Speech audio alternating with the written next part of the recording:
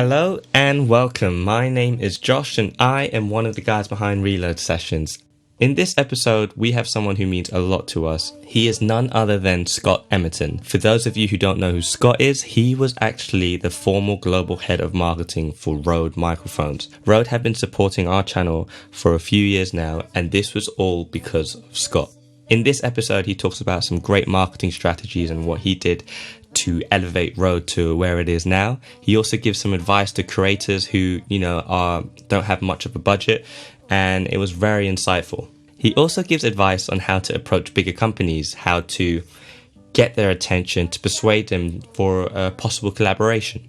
Other than your content, marketing your brand and getting it seen is really important, and Scott gives some great advice about that. So sit back, relax, and enjoy.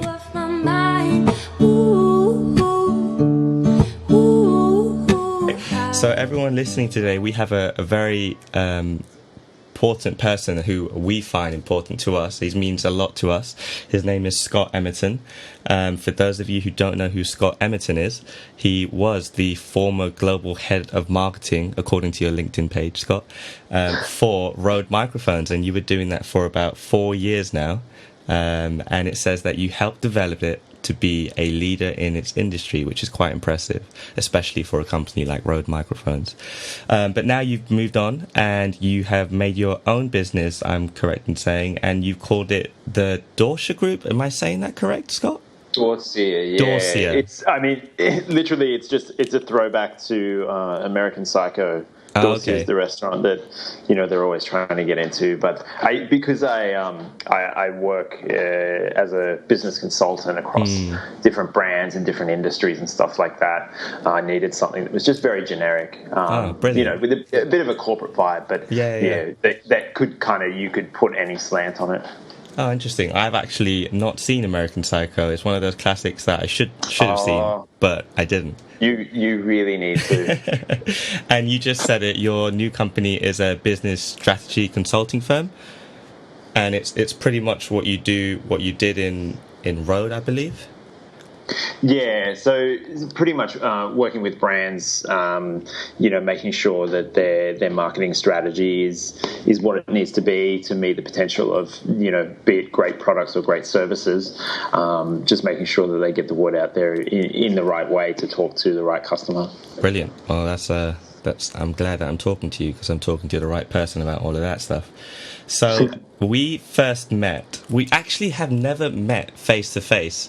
This is actually probably the first time I've talked to you, one of the first times I've talked to you via Skype. All of our work has been via email, but we've done numerous projects together. And we first met a few years ago. I think it was Jeremy Passion who introduced us to you. Yeah, definitely. I think he did something with you guys when he was on tour over there, right? Mm-hmm, that's correct. And the reason I say that you're important to us, because it was... whenever we collaborated with RØDE Microphones, we were always in contact with you, and you helped support us throughout the years. And we thank you for that. Thank you. I mean, it really is a mutually beneficial relationship, and I think that's kind of what we want to touch on today. I think was what you're getting at as well. So it always got me thinking, because. Back then, when we first met you via email or over the internet, we were a very small channel. Compared to the big channels out there, we are still relatively small. But what was it that made you believe in us, or made you want to support us? Was it the online presence? Because back then we only had maybe 20 to 30,000 subscribers. Was it the potential you saw, or can you elaborate on that? Yeah, definitely. And I mean, you can kind of, in a blanket statement for brands, obviously reach an audience is kind of number one. You want to make sure that the person or the channel or whoever you're communicating with aligns with your brand values, firstly, and that you're interested, and then obviously reach an audience is huge. But I think for us, it was just seeing the quality of the Reload sessions, video quality, the audio quality, and the quality of the artists as well. that was what really stood out. So, while, we would probably at one stage, in the last couple of years, we probably get 20 plus inquiries, like endorsement inquiries or sponsorship inquiries a day, kind of RØDE. And, you don't have a lot of time to go through. So you do have to use these kind of hard and fast metrics like audience size and so on. But you can tell straight away when someone is putting enough care into what they're doing. The audio was mixed incredibly well. You guys do an incredible job of recording. You do an incredible job and put a lot of effort into how you shoot and how you present those artists as well. So straight away, it really felt like a fantastic proposition for us. Oh, that's very insightful. Thank you very much. I didn't realize it was quality and all of that. So are you saying that quality, in a sense, trumps analytics and numbers? Look, I don't want to say definitely. Like, obviously, it depends where the numbers come in and so on. But obviously, we could see a potential for reload sessions. That the audience was going to build, and you guys were building a quality product that people would respond to, and that audience would grow. At the end of the day, it is a business proposition. So, for instance, for us, if we're offering a free product to a channel, or if we're offering sponsorship or paid promotion or something like that, you do need to equate to how many people are going to see this or see your message or be exposed to your brand eventually over the length of that investment.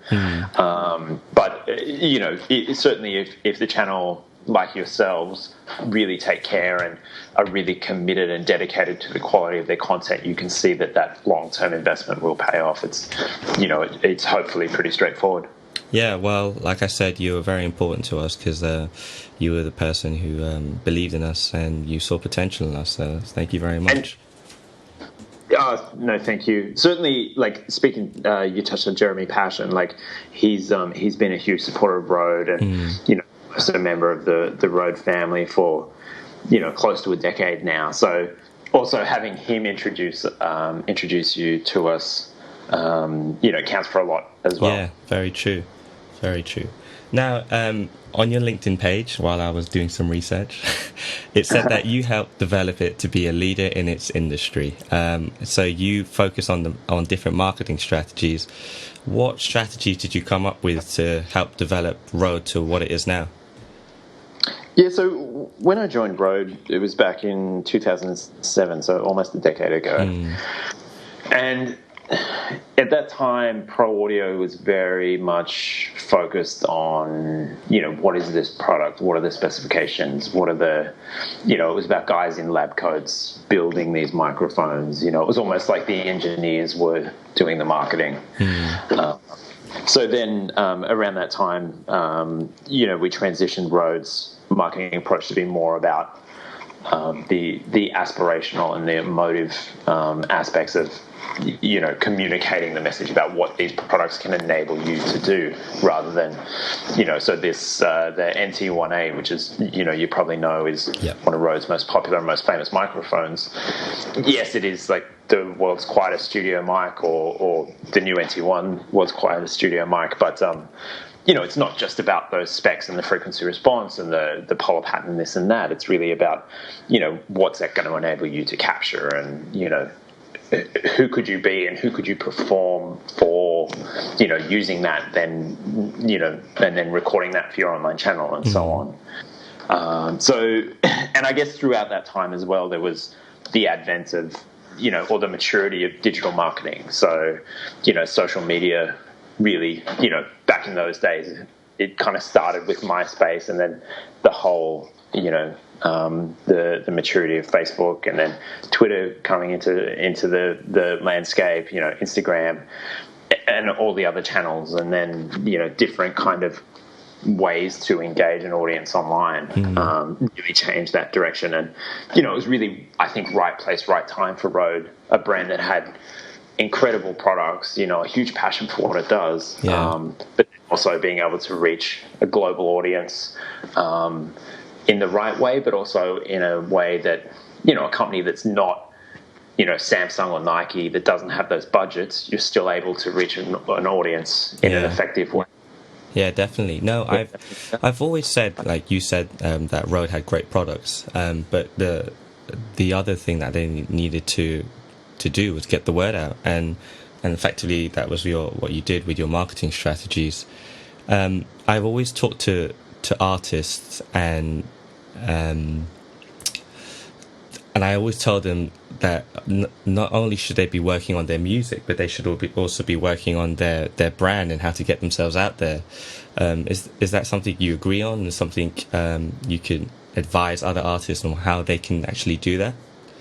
Look, I think absolutely. That's being an artist nowadays is about that. It's not just about your music. It's about your swag and your lifestyle, and really portraying I guess who you are, as to whether you communicate that authentically or you present a persona.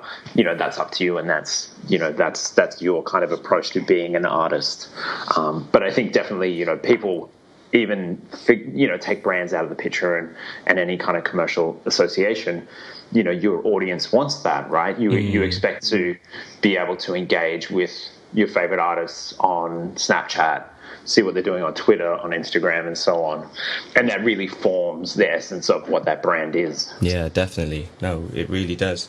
With your different marketing strategies and your career along the way, I'm sure you made some mistakes. Were there any mistakes that you learned from, or any projects that you funded and just totally did nothing? Or can you share some of them? Is it too confidential? Yeah. No, I mean, you always make mistakes, and that's the cliche that that's how you learn, right? Mm-hmm. I guess you have to. I guess being in the roles that I've been in, you have to make sure that risk is mitigated somehow. So you're not. One mistake isn't going to bring down the company or cost you your job or anything like that. Plenty of mistakes. I guess over time I've probably been too trusting of contacts of people by email. Typically, sure. If you could have reached out to me originally, and it's Josh from Reload Sessions. This is our channel. This is what we're looking for. Could you send us a mic? This is our address. Great. Now, how much checking do I do on that you really are from that channel, and so on. Yeah. With kind of more high profile endorsees or more higher value commitments, we could get the artist or the manager or whoever to release a tweet or something, or retweet one of our tweets from their account, and use that kind of verification process. Yeah. But that's probably been the more riskier part of what I've done in the past. Certainly you can, I guess, do certain promotions that you think are going to take off, and they don't quite have the impact that you'd hoped. You learn from that, and you shape those the next time. So I don't know whether you're familiar with the My Road Reel film competition. Yes. That RØDE do. Yes. Yeah. So that's been huge for RØDE over the past 3 years. But we initially did our first film comp in 2012, so 2 years before My Road Reel started. Okay. And that was it was tied in with the band competition, and the main prize, the kind of the flagship prize, was an experiential trip to the Record Plant Studios in Hollywood to kind of film this documentary about a band that won a band comp. Mm-hmm. And the second prize was, I think it was about 30 grand's worth of film gear. And then over the course of the competition, we saw a lot of people were like, oh, that trip sounds great, but what I really need is that gear. And so ended up being more motivated by the second prize than the first prize. So we kind of took those learnings, and the film comp that we did in 2012, RØDE Rockumentary, it went quite well for us. I think, about 300 people kind of entered, made a short film. When we started My Road Reel in 2014, we took those learnings, focused really on, we had some great partners that gave us some camera gear to give away, Blackmagic, Zeiss lenses, a heap of stuff. I think it was about 100 grand's worth of stuff back then. And that was huge for us. So we had, in the past 3 years, there's been well over 3,000 people have made short films for the competition. Wow. So, I mean, certainly a lot of mistakes, but I guess, it depends. As long as they're not large mistakes, I always prefer to look at them as, opportunities to do better next time. Yeah, exactly. Yeah. I was talking to another person, and he never classified them as mistakes. They were more just learning experiences, which isn't a great way in looking at it. Yeah, I mean, hopefully, again, there are mistakes that are quite costly, and I guess you've just got to, you go into those things looking at that risk and, evaluating that for, mitigating, any kind of big losses for the company and for yourself personally. Yeah, definitely. You touched upon it briefly, analytics. I know I went to some mentor scheme in Google a while back, and she looked at our channel and said, look, you have about 3 to 4 years worth of analytics. That right there is a gold mine. Go back, analyze it all, look out for spikes, find patterns, and then you can realize who your audience is and all of that. Are you a big believer in analytics, and is it really important for your marketing?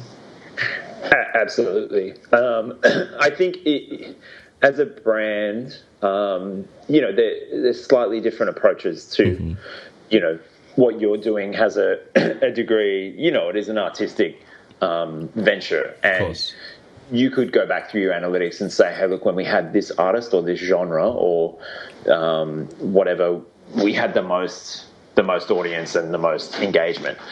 But you don't necessarily want to turn into let's say it was a reggae artist, had the biggest spikes. You don't want to turn into a reggae channel, right? Yeah. So you kind of take those data findings and put them in the context of what you're trying to do.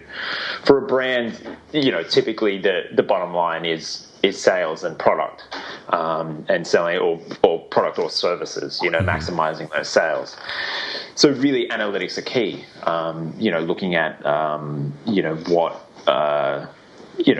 following where your sales are coming from, what, say, influencers or channels are driving those sales. And it can also be, it's not necessarily sales, but you can also look at, I guess, soft conversions in terms of, is their objective to get people onto the website and finding out about products, or getting them to follow us on YouTube from another channel or something like that. So looking at what the objective is for the company or the brand, which then within a wider structure would lead down to sales and revenue.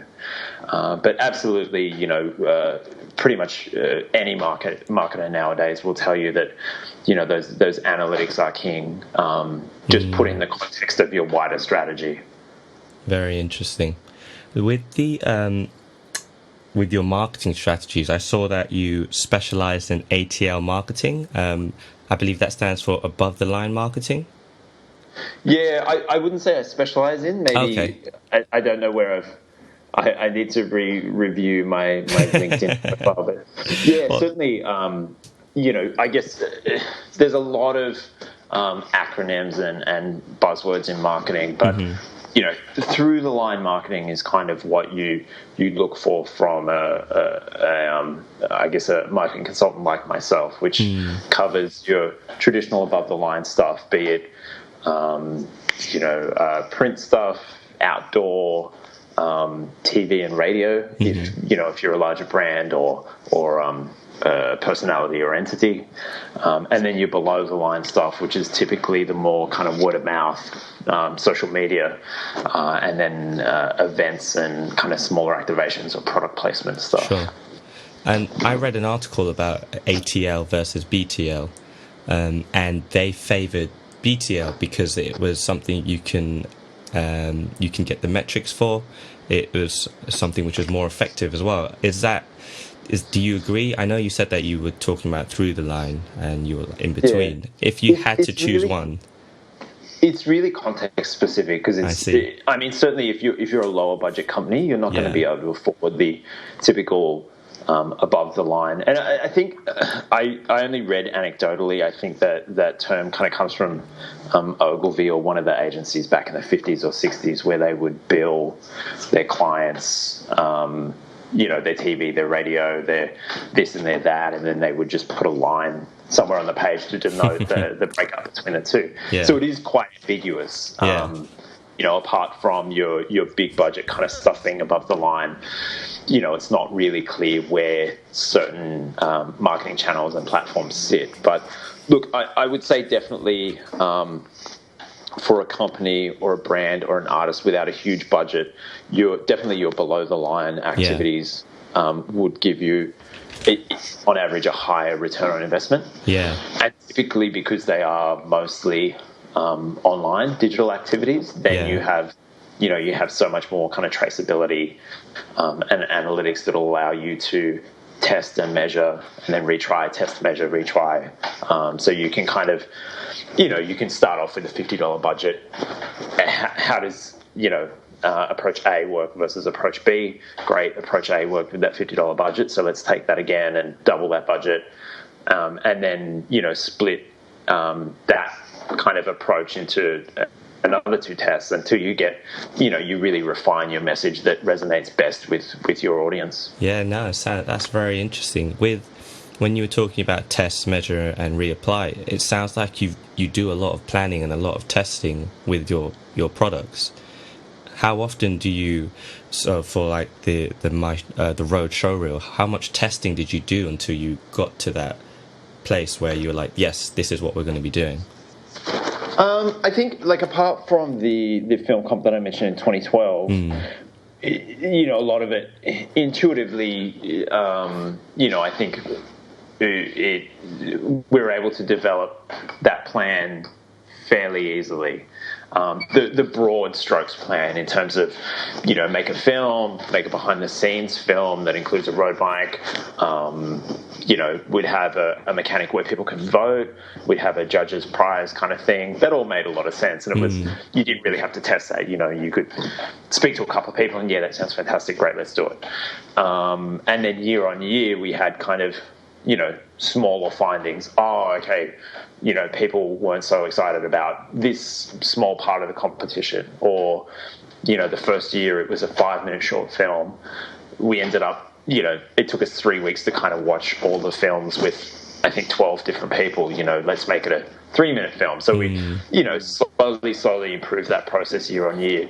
But in terms of then, let's say, for example, if for my road reel this year we were going to promote the competition via Twitter, on that channel, great, we could have maybe, let's say, 4 different styles of tweets, run a campaign for a week, and then look at, okay, which of these messages got the most engagement. Yeah. So test these approaches. Should I be talking about the prizes? Should I be talking about the judges? The caliber of the judges that are going to be watching your films? Should I talk about maybe I've got a testimonial from last year's winner? Which one's giving me the best response? Oh, okay. Let's say that it's the one about the judges. People are most excited about they're responding to, or they're retweeting, or something like that. That next week, let's put more budget in, and let's expand on that and talk more about the judges, or let's profile 3 different judges and see how that kind of goes. So that when it comes down to those particular platforms and how you're communicating your message online, certainly that test measure approach is really, really effective. Okay, very interesting. So I'm always curious about developing our channel and always moving on and not staying stagnant. If a brand, an artist, or a company feels like they've plateaued and they can't break through the numbers, or they can't figure out any different products, or they can't seem to get their brand out there as much, what could they do to get out of that frustration? Yeah, it's interesting. I think it would probably depend on what, is it a musical channel? Is it, are you doing sketch comedy? Let's say it's reload sessions. We've plateaued. We've got X amount of followers. We can't seem to break the barrier, and we want to just go further and go to more heights. Yeah, I mean, straight away for me, it's like you guys are all about collaboration, right? And the caliber of artists, and okay, so you've maybe if you feel like you have saturated a certain market, you've captured the audience that you've kind of set out to, and okay, do you start to move into a kind of wider audience, or different genres, or maybe there's something kind of bigger that you can do. Is it an event that you can kind of capture and do it like a whole concert or something like that? You mentioned you kind of went to a Google event. Yes.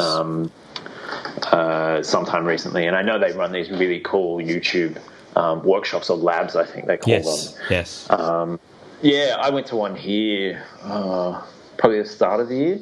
It was a great event. They kind of presented, they did a lot of research on, I think it was their top 100 channels worldwide. I don't know, it might have even been a similar event to what you went to.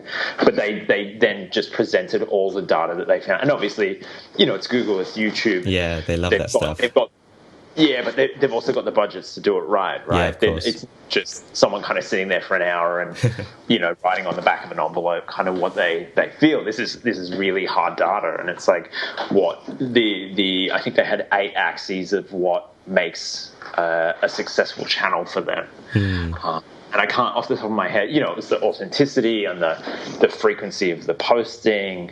It was the consistency. There's a few others, and I'm sure it's, they would make this stuff readily available online. But it's almost like a recipe that you could follow to continue the success of your channel on YouTube. I think that would be a great place to start if a channel kind of felt like they were quite stagnant in their growth. I would always go back to content. I mean, I suppose there's ways you can look at it. Is it the content that we need to change, or is it the way that we're promoting ourselves? For me, I feel like if you have reached a certain level of momentum, that you already have an audience, that YouTube is starting to recommend you to other viewers and stuff like that. Let's say you have 30,000 viewers, 50,000 viewers or more. You've really started that ball rolling, so you don't necessarily have to go out and be it kind of spend some money or like really really hustle to get your name out there. I mean. I don't know. I mean, I know you guys are continuing to gain momentum and kind of seeing, your audience grow. So, definitely, I think there's things you could do, but it would definitely be specific to each channel. Yeah, definitely. No, yeah. Like I said, thank you for your support, and it was you and RØDE that increased and helped rejuvenate our growth. But yeah. So you were saying for like people who have around 30 to 40,000, they've already got the momentum. What about let's talk in terms of an artist perspective, because we have a lot of aspiring artists, who are still just figuring out, I need to get a microphone, I need to do all of this.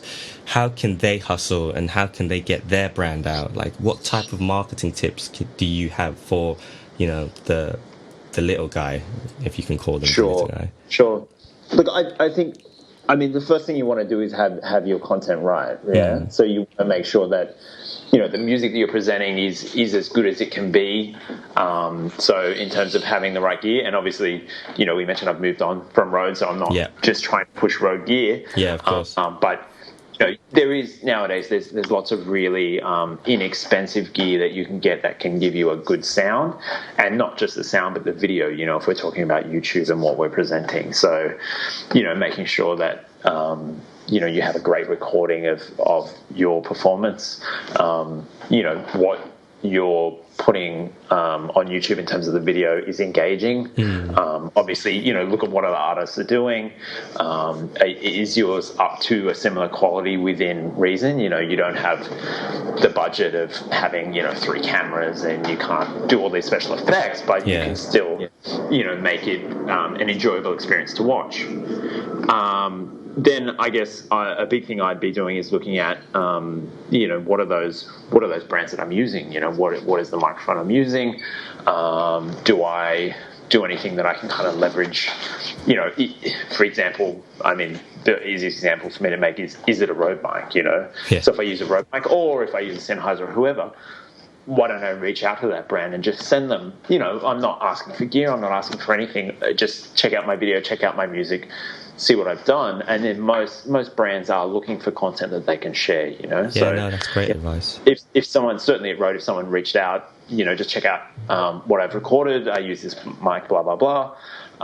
We'll, if we like what we hear or see or whatever, we'll promote that on our channel. So, you're getting a kind of a free endorsement and promotion to, let's say a brand might have a network of 100,000 people, 250,000 people, 1 million people, depends who it is. If you're wearing, Beats headphones in the video, or Sennheiser or whoever, and you happen to get promoted by that channel, that's incredible, right?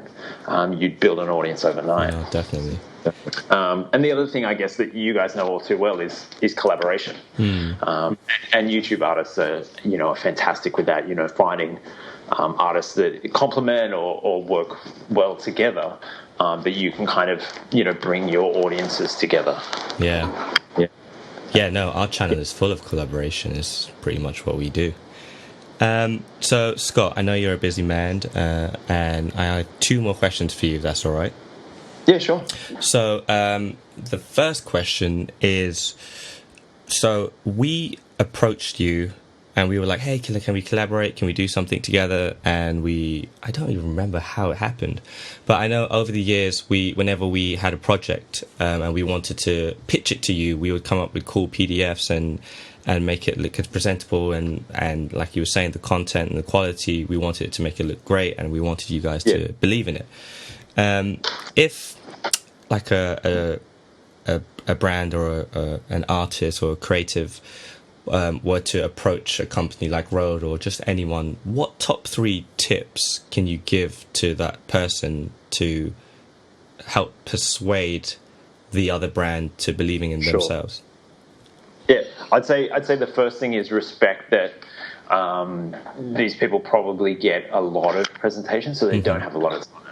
So you want to present you want to give your pitch in the most efficient way as possible and the most respectful way as possible. So, if it's a really long email, it's not going to get read; it's going to get skimmed. Yeah. So if that's what the best you can do, then make sure that the key points that you want come through when someone's skimming it. There's big headings or whatever that needs to be. Yeah.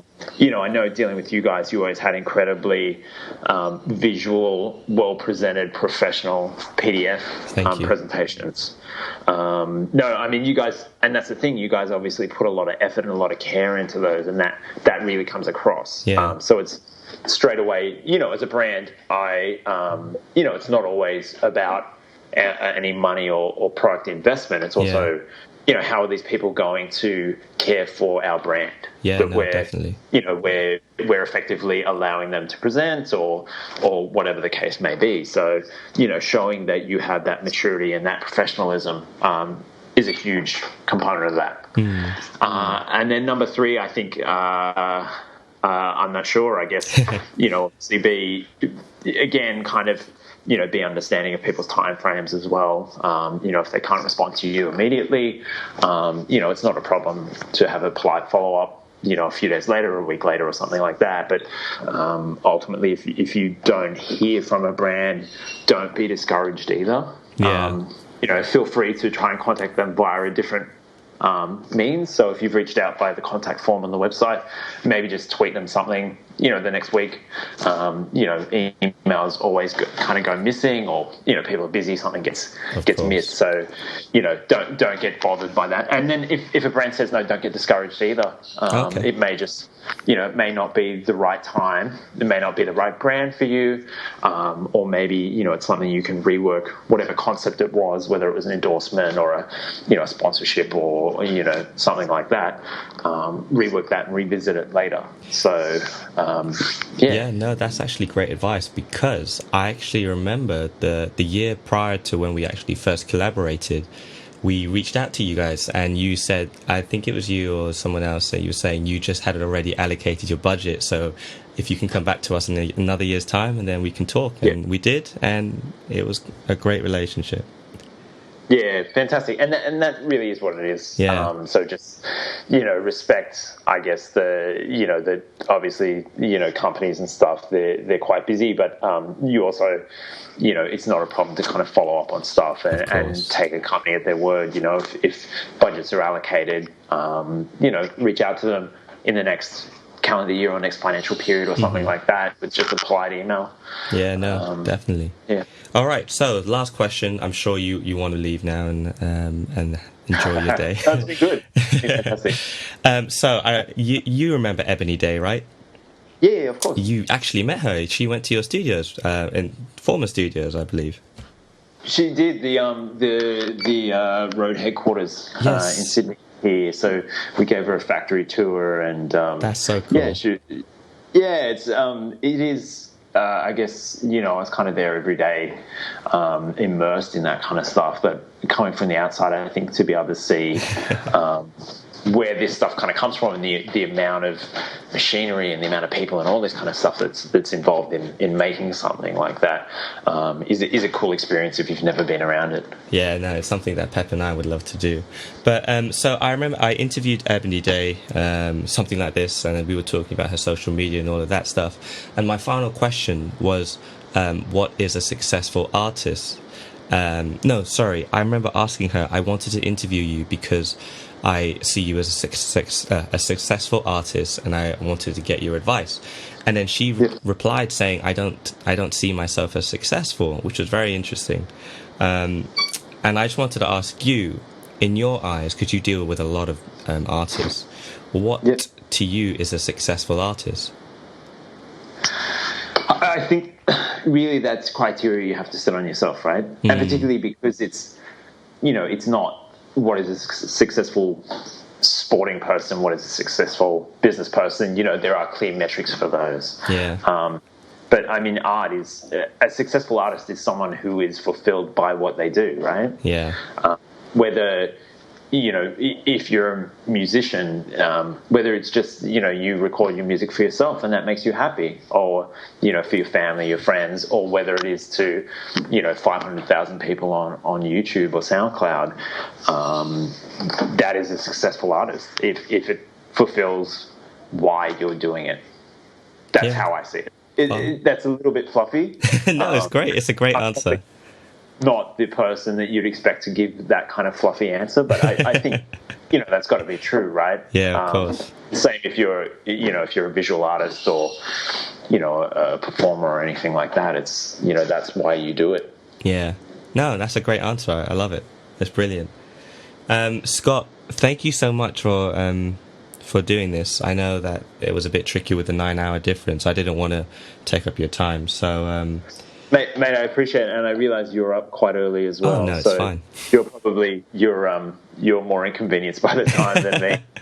No, definitely not. It was something I was really looking forward to, because I really wanted to pick your brain. I actually regret that you're no longer with RØDE, because we've always wanted to come down to Sydney headquarters and meet you and see the whole place. So hopefully we'll collaborate sometime soon, or we'll just get to see you in Sydney. Yeah, absolutely. If you guys are ever in Sydney, like I'm sure the invitation to the Rode factory stands, and I'll I'm kind of family there still, so I'll be there as well, and be good to catch up with you guys if you're ever down here. Yeah, definitely, Scott. I'll leave you to it, but thank you so much for doing this again. And again, I keep on saying it. Thank you for all your support throughout the years, because you were one of the few people who believed in us. Mate, and as I've kind of said, it is a mutually beneficial relationship, and that's the great thing about a lot of these artist and brand relationships. As long as the communication is transparent, and we obviously you guys respect what we do. Have used our tools to amazing effect to record some incredible artists, and that there's obviously a huge benefit in that for Rode. And then obviously we're really thankful that you love the mics that we make, and we've been able to support what you guys do and facilitate that as well. Well, thank you again. Good luck with your new business, the Dorsia Group. Hopefully I said that right. I'm gonna go watch American Psycho now and get the reference. You should. All right, Scott, I'll leave you to it, my friend. Thanks so much, Josh. Thank you so much, Scott. You take care. Bye-bye. Cheers. Bye. To keep you off my mind. Ooh. Well, I hope that episode was helpful for you, because it definitely was for me. Getting that knowledge and listening to all that advice from someone with all that experience was great. If you feel that this episode helped you, why not send us a tweet or an email letting us know that you enjoyed it? And if you have any friends or artists who are struggling with their marketing and getting their brand out there, why not share this episode to them? It might help them in the long run. We have some great episodes coming along the way, so make sure you tune in again, and I will see you next time. All the time to forget I'm missing.